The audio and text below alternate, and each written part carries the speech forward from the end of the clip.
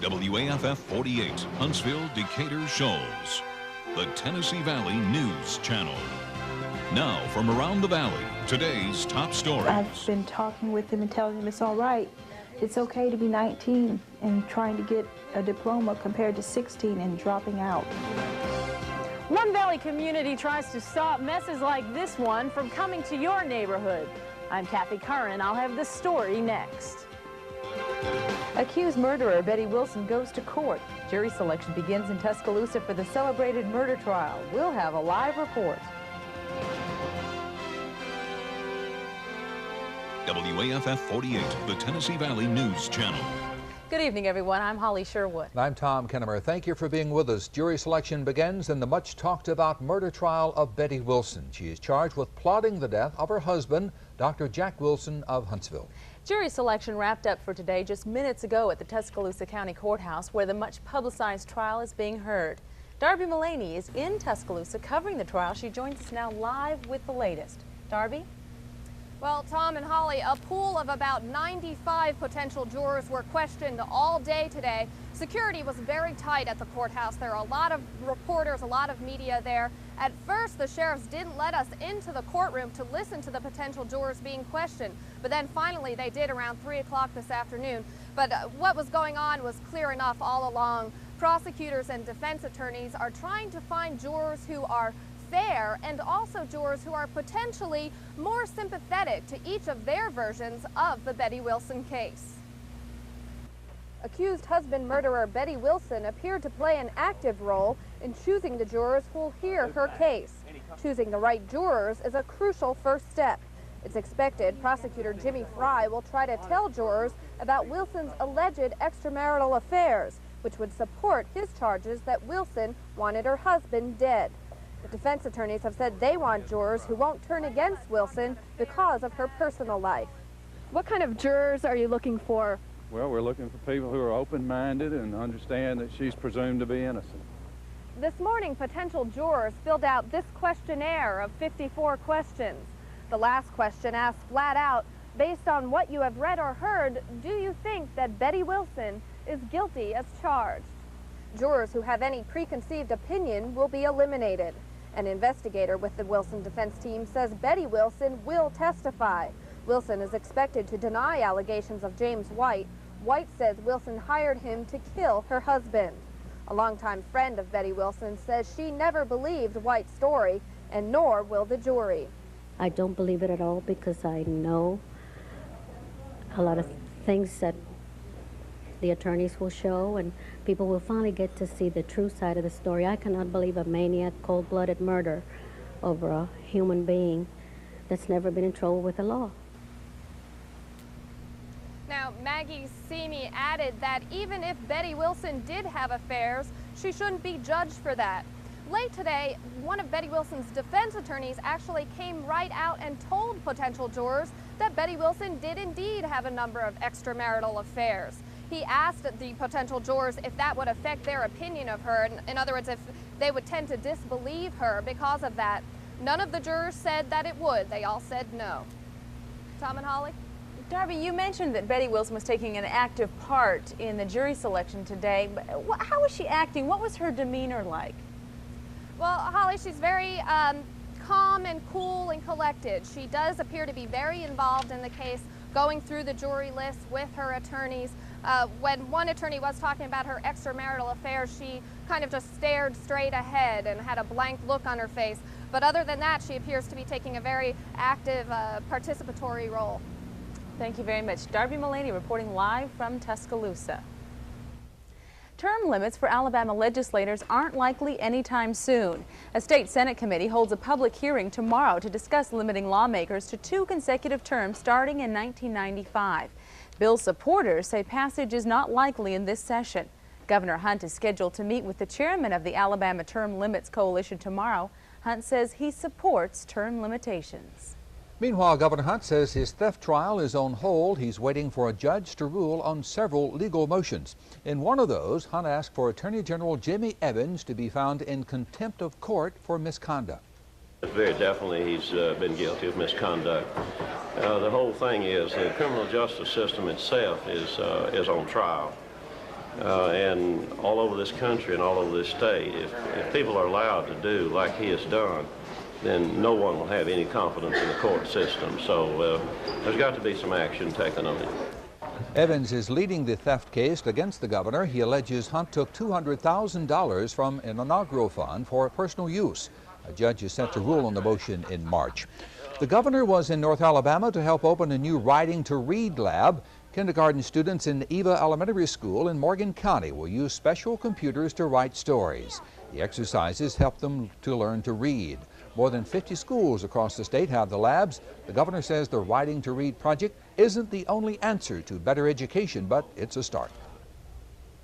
Alabama educators pull out all the stops to meet the growing needs of students, and the way society is changing, it's a struggle that becomes harder all the time.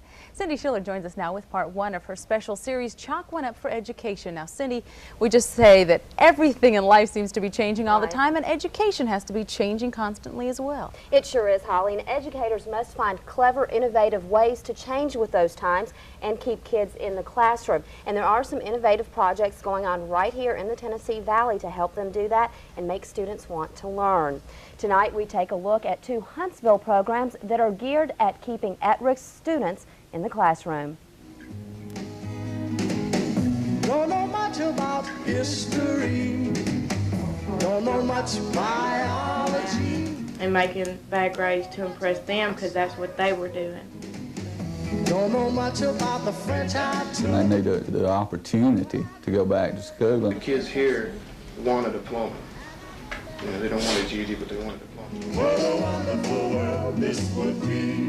These students say given a second chance, they will get their diplomas. They're part of the Delta II program in Huntsville. It's geared toward at-risk students, kids who just can't seem to stay focused in mainstream high schools. And the system provides this program to be a little more flexible in the way that the students can come back and earn their academic credits. And education, can you continue your education? Rachel Dublin teaches English and grammar at Delta. She discusses topics she says the students can relate to. The social life, will you be able to continue to have dates and go out and have fun? Yeah, but not as much as you used to. But I can't just come in and force what's on my mind on my students. I have to draw out what's in their mind. Nikki Barnes is one of about 60 students enrolled at Delta, and like the others, it was her decision to come to school here, and that decision has paid off.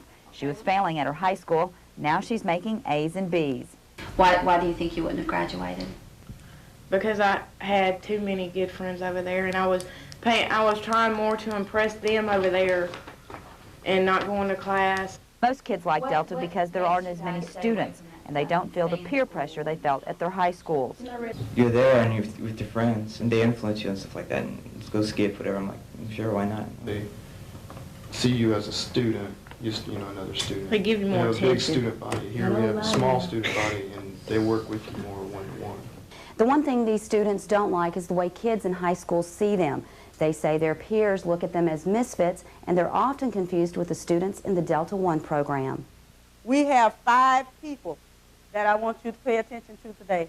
Erlene Henson teaches students in the Delta I school. It's the alternative program for students who are dysfunctional or disruptive. Some students may have a history of truancy, others may even be violent. Primary expectations are in treating people as human beings and being trustworthy and safe, being civil, being on task. Unlike Delta II, coming here is not voluntary. It's the alternative to expulsion for students in grades 7 through 12. It's recommended they stay 1 month. If they just stay and learn how to pattern themselves, how to take notes, how to get from one class to another, and how not to disrupt other people. That's the battle. Now I don't claim to be an A student, but I'm trying to be. I've been talking with him and telling him it's all right. It's okay to be 19 and trying to get a diploma compared to 16 and dropping out, you know. Don't know much about history. At one, I don't see them as they are. I just start seeing them as they should be or could be or would be if they didn't have all these other little bumps and humps and things. And I just start polishing lumps of coal till I get diamonds. And many of these kids do turn into diamonds. They learn how to behave, get back in the classroom, and eventually graduate. That was a neat program. Yeah. You also found other schools with other innovative, creative ideas that keep kids involved in school. That's right, Holly. And not only schools, but corporations. Tomorrow we'll take a look at what corporate America is doing to cultivate our children. Oh, I look forward to that. Thanks, Cindy. Tom? After yesterday's wild winds, today's weather is mild. Bob can tell us what to expect in the days to come. His forecast is coming up next. Find your commute this morning most unpleasant. Traffic is jammed for miles. Both north and southbound lanes are clogged. You want to be near the water. You want it to be different. You know, you could take a cruise. I know a ship. You'll have the time of your life. You've always dreamed of taking a cruise. This is your wake-up call. The Uniglobe Travel Cruise Sale. Call 1-800-999-8000. Uniglobe, 1-800-999-8000. This house is perfect. Shall I write up an offer? I don't know. I hate rushing into things. Besides, we're saving for a new convertible. But we really need a bigger place. Well, we better call our Alpha insurance agent about a life insurance policy to cover the amount of the mortgage. Oh, good. Honey, have you seen the baby's room? Baby's room? Put your trust in people who care. He's all right, dear. It's all a part of growing up. Call Alpha. Central Bank gives you 8 different checking accounts to choose from. So, what kind would you like? The kind that showers me with gifts and says, Happy 50th birthday. The kind that remembers my 50th birthday. Something that says I'm loaded with custom design features, like one of these babies. How about something basic that just says, yes, sir? Like one of these babies. So come to Central Bank and get a checking account that's as individual as you are. Central Bank. Unlike other banks, our prime interest is you. 25 years ago, a big celebrity came to Lake Edna. KFC is commemorating that day with the amazing Founders Bucket. For a limited time, get 10 pieces of delicious original recipe chicken for just $5.99. Made with 11 herbs and spices, original recipe is one of a kind, like the man who created it. The KFC Founders Bucket. 10 pieces, just $5.99. A feast fit for a king or a colonel. We do chicken right.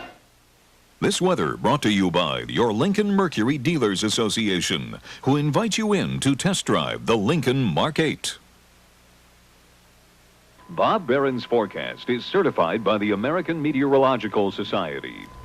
Today was quite different from yesterday. Oh, what a difference a day makes, isn't that Well, true? and I'll tell you, yesterday it was really important that we had our own National Weather Service office covering the significant weather that was occurring across the valley.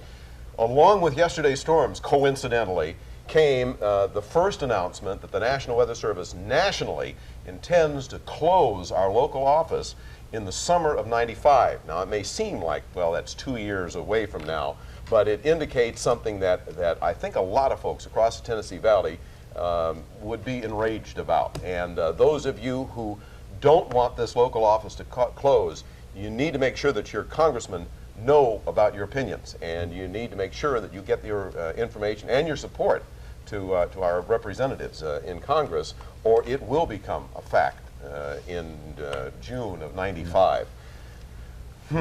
Well, we'll show you in just a second what Doppler is showing for the valley, and I guess, well, we've got a couple of years that we can show you, and then all of a sudden we go black. Sunshine, 49 degrees right now with west winds at 12 miles an hour. A rising barometer. The humidity is at 37%. That's quite dry with the passage of the cold front. Dew point is at 24 degrees. The pollution is low. Checking in with our weather watchers across the valley. We'll take a look first of all to the west. And of course, yesterday, a very wet day. We've had some residual rainfall amounts up until yesterday afternoon, but the past 24 hours have been quite dry. Morning lows were running in the 30s for the most part, although it dropped to 26 degrees in Waynesboro. And the official numbers for the Weather Service, 33 and 53. Nice to know we still got an office, huh? 57 was the afternoon high for Scottsboro, managed at 54 in Gunnersville, 52 degrees for Fort Payne. Temperatures are going to be a little bit cooler tonight because that cooler air now is finally streaming into the valley. And you can expect to see readings that will be dipping into the mid-teens, or mid-20s rather. And many spots, I think, will stay in the upper 20s. Tomorrow afternoon, a bit cooler than today because the air will be a bit cooler and drier. Look for readings that'll be in the upper 40s, right around 50 degrees. Here's a view of Doppler 48, and there's actually a little bit of precipitation to report to you. One little area of moisture to the south of Birmingham. Down here, right about here, is where they're expecting to put that next rad Doppler that will look all the way back up here and tell us about our severe weather after 1995.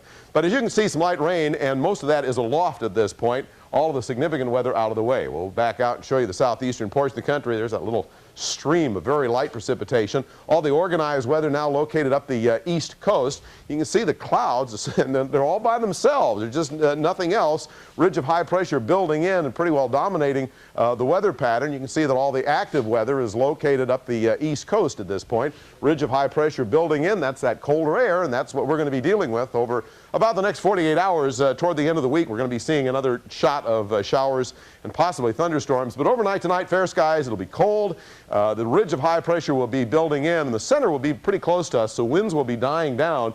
Tomorrow, mostly sunny day with the coldest of the air sitting on top of us. Winds relatively light and kind of crisp and cool. As of tomorrow evening, the coldest of the air on to the east of us, and so then we start a bit of a warm-up. Now, here's the next 5 days. Sunshine.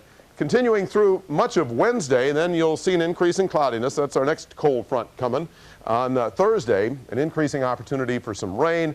At this point, it doesn't look like we'll see any thunderstorms with it. Kind of a quick passage and then a return to sunshine for the coming weekend. Seems to be getting warmer in here. Is it having anything to do with your weather school? Whoa, there's a lead. Well, after yesterday's record high, one might ask the question, the average global temperature has been increasing, decreasing, unchanging.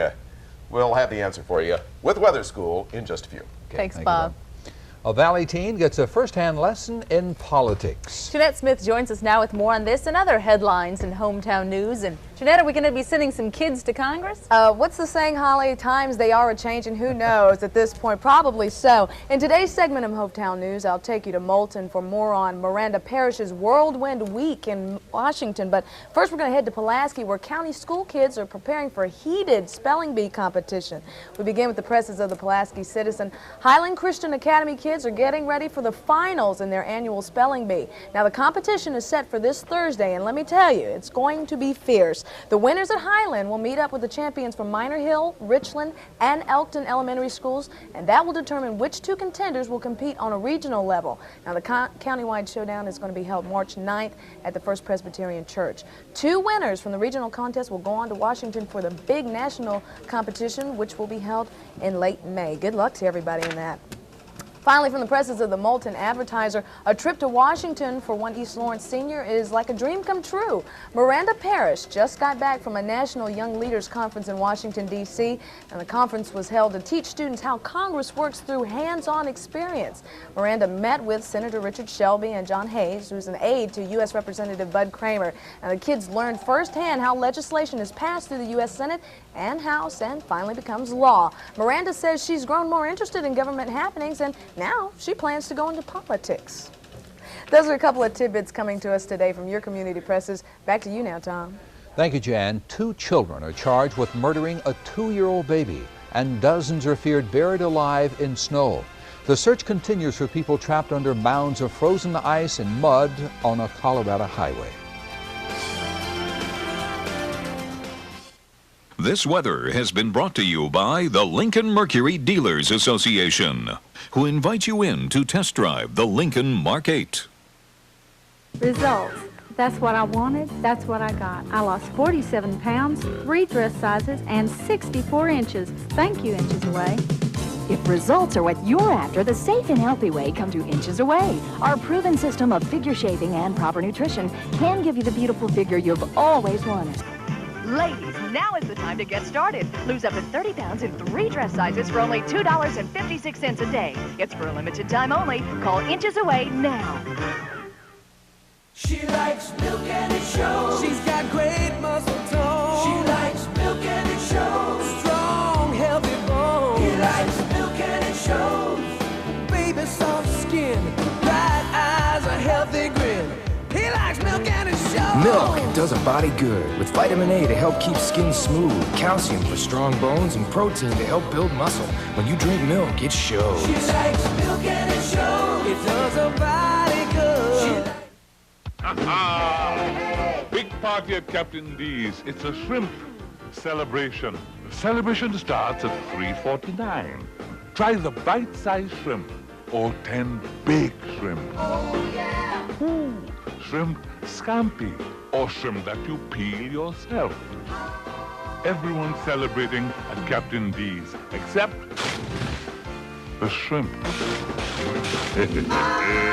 Captain D's.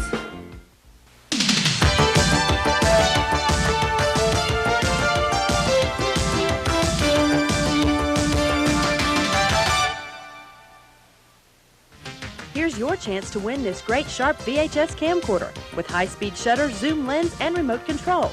Perfect for the beginner or the pro. Now call 220-1148. If you're the 45th caller, you'll win this great prize. And there are more prizes to come from WAFF 48. Keep watching.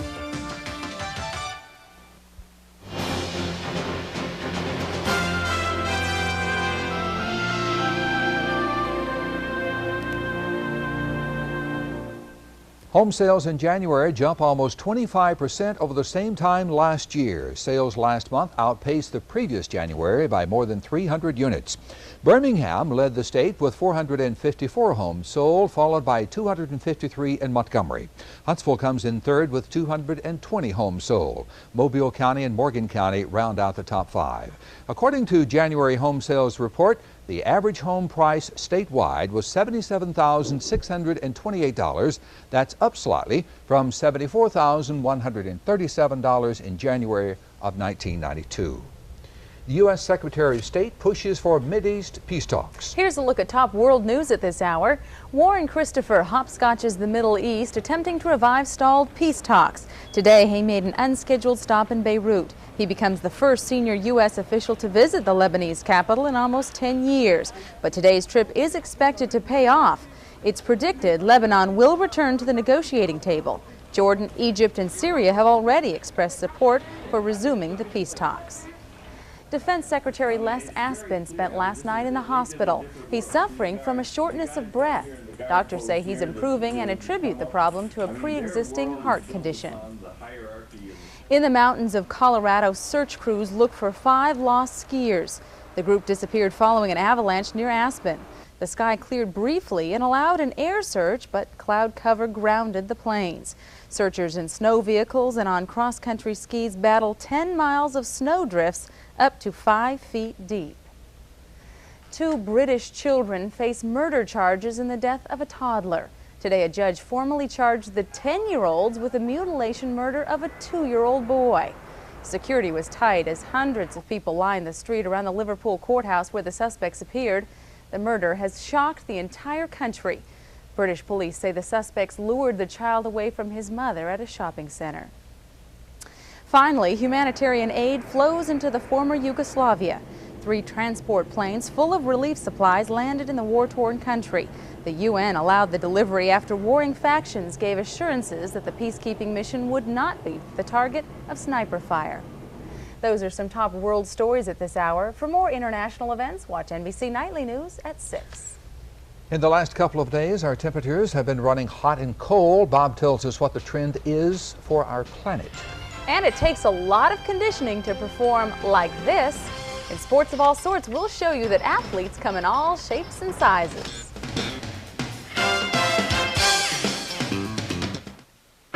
Hi there, we're Big Twins. Both of us. They know that. We're here to tell you about Hardee's Big Twin. Get it? They got it. Hardee's Big Twin is twin beef patty, cheese, lettuce, special sauce. You're gonna love it.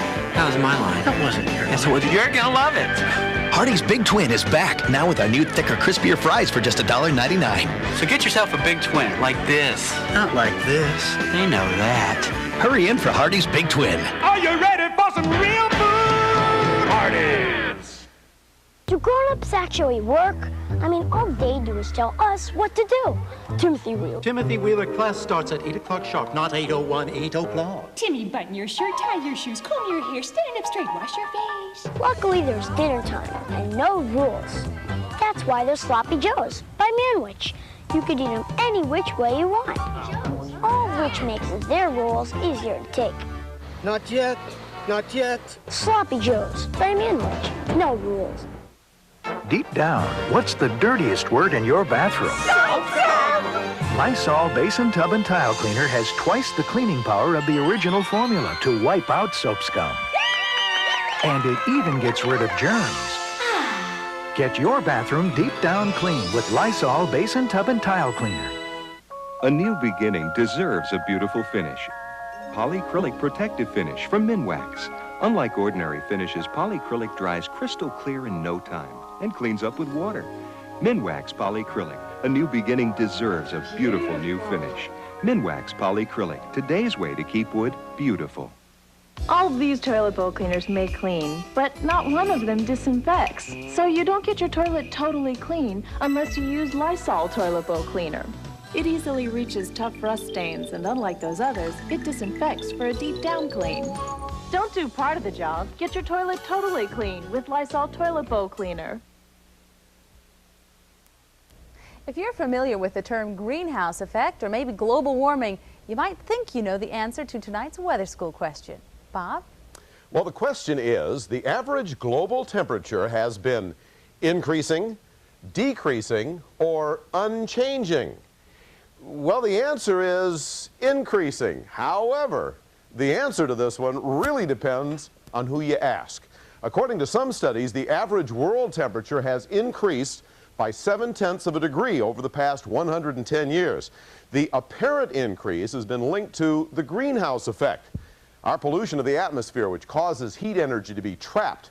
But others, among them UAH scientist John Christie, attribute this increase to the location of the thermometers. He feels that they're mostly located in urban areas where more and more concrete heats the local area, but is not representative of the whole world. And as proof, Christie points to satellite studies which show that there hasn't been any heating. But maybe one of you budding scientists out there will come up with the real answer. Tom? Thank you, Bob. Mark Thornhill's in the newsroom now with sports of all sorts. And Mark, leading cheers is a tough job. It's a sport. I mean, a separate sport almost, yeah. Normally, they're the ones doing the cheering, but tonight Mark Meters sends a few cheers the cheerleaders' way out at UAH. Over the years, the Charger athletic teams have had their ups and downs, their winning seasons and their losing ones. But through it all, there's always one thing they could count on: the support of the UAH cheerleaders. And while everyone can appreciate the physical effort and strain on a soccer or hockey player, the rigors of cheerleading can be just as demanding. I mean, we have to be in shape to be able to cheer a whole game. I mean, we do things like flips and things like that, so we jump a lot, so we definitely have to be in shape. When people are just, oh, they're just out there, they're just cheerleaders. I mean, cheerleading, it is my sport, and it means a lot to me.